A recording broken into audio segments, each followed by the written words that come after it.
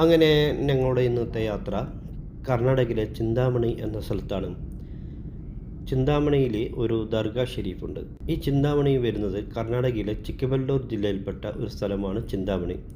അവിടെ ഒരു മുരുകുമല്ല ദർഗ എന്നറിയപ്പെടുന്ന ഒരു കർണാടകയിലെ ഒരു പ്രശസ്തമായ ദർഗയാണ് അത്.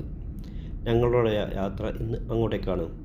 അധികം മലയാളികൾ ആരും തന്നെ എത്തിപ്പെടാത്ത ഒരു സ്ഥലമാണ് എന്നാണ് ഞാൻ കരുതുന്നത്. പോയവരുണ്ടെങ്കിൽ ഒന്ന് കമൻറ്റ് ചെയ്യുക.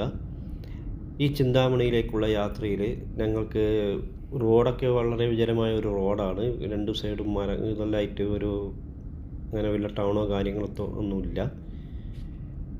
ബാംഗ്ലൂരിൽ നിന്നും ഏകദേശം 80 കിലോമീറ്റർ ഓടാനുണ്ട് ഈ ചിന്താമണിയിലേക്ക്. ഞങ്ങൾ അങ്ങനെ ചിന്താമണിയിലെ ദർഗയുടെ അടുത്തെത്തി. ഈ ദർഗയുടെ ചുറ്റുപാട് നോക്കിപ്പോയാൽ ഫുൾ മലകളാണ് കാണാൻ കഴിയുന്നത്.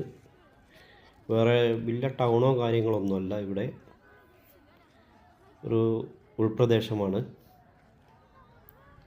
ഇവിടെ എല്ലാ മതസ്ഥരും സിയാറത്തിന് എത്താറുണ്ടെന്നാണ് അറിയാൻ കഴിഞ്ഞത്. അതുപോലെ തന്നെ ഇവിടെ വന്നവർ ഒരു ദിവസം താമസിച്ച ശേഷമാണ് ഇവിടുന്ന് തിരിച്ചു പോകാറ്. ഇതാണ് ദർഗയാണ്. ഞങ്ങൾ അങ്ങനെ ദർഗേൻ്റെ ഉള്ളിലേക്ക് കയറി നോക്കാം.